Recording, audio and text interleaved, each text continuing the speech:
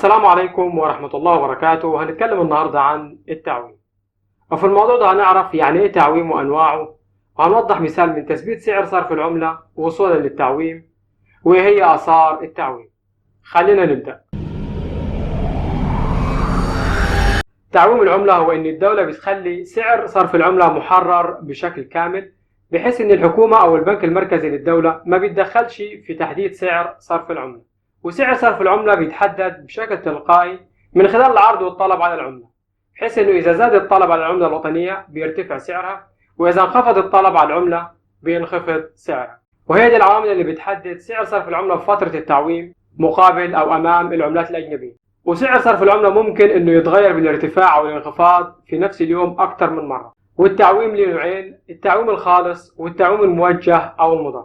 التعويم الخالص وبيكون بإن الدولة بتخلي سعر صرف العملة محرر بشكل كامل، والحكومة أو البنك المركزي ما بيتدخلوش في تحديد سعر صرف العملة سواء بشكل مباشر أو غير مباشر، وبيتركوا تحديد سعر صرف العملة وفق آلية العرض والطلب. والنوع الثاني من التعويم هو التعويم الموجه أو المضاد، وفي بيتم ترك تحديد سعر صرف العملة لآلية العرض والطلب، ولكن الحكومة عن طريق البنك المركزي بتتدخل لتحديد سعر صرف العملة حسب الحاجة، وده بيكون بتوجيه سعر الصرف في اتجاه معين من خلال التأثير على حجم العرض والطلب على العملات الأجنبية، وتحديد نسبة احتياط البنوك وهامش أسعار الفائدة، بالإضافة لامتصاص السيولة من السوق عن طريق بيع عزونات الخزانة والسندات الحكومية.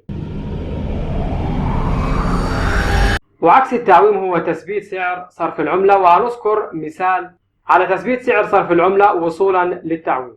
فلو افترضنا ان كيلو السكر ب5 جنيه والدولة بتسلمه للمواطن ب2 جنيه، فالدولة بتتحمل ال3 جنيه كدعم مقدم للمواطن، مع ان الاساس ان سعر الكيلو 5 جنيه، وده وفقا للسعر العالمي. فالمواطن هيحصل على كيلو السكر ب2 جنيه ومش هيشغل باله ان كان سعر السكر العالمي ارتفع او انخفض. ولكن بما ان الدولة مش واحدة في السوق ومعها تجار ومستوردين، ممكن انهم يوردوا السكر باقل من السعر اللي بتقدمه الدولة للمواطن، فهنا الدولة هتلاقي نفسها مش قادرة انها تتحمل التكلفة الزيادة او الانخفاض الزايد في سعر المنتج، فبالتالي هتخلي سعر السكر يخضع للعرض والطلب، فهيزيد بزيادة الطلب على السكر وينخفض سعره بانخفاض الطلب على السكر.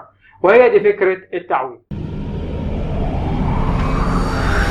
ولكن ايه هي آثار التعويم؟ التعويم بيؤدي لحالتين: اما انه يرفع قيمة سعر صرف العملة او يخفض قيمة سعر صرف العملة، والحالتين هيأثروا على الأسعار في التجارة الخارجية والنمو الاقتصادي. وآثار التعويم بتختلف من الدول المتقدمة إلى الدول النامية. ففي حالة إن التعويم هيؤدي لارتفاع سعر صرف العملة، فده هيأثر بشكل سلبي على السلع التصديرية للدولة اللي عومت عملتها، وده لأن أسعار سلعها التصديرية هتصبح مرتفعة بالنسبة للمستوردين الأجانب، وبالتالي هينخفض الطلب على السلع التصديرية ليها، وهيزيد استيراد السلع من الخارج، وده لأن السلع الخارجية أو المستوردة هتكون أرخص من السلع المحلية نتيجة لارتفاع سعر صرف العملة، والمستثمرين المحليين هيلجأوا للاستثمار في الخارج، وده لأن ارتفاع عملتهم بعد التعويم خلاهم ما يقدروا يبدلوا عملتهم بأكبر عدد من الوحدات من العملات الأجنبية، وده هيأثر على ميزان المدفوعات بالدولة، وده هيأثر على الصناعة المحلية نتيجة للمنافسة الشديدة بينها وبين السلع المستوردة منخفضة السعر،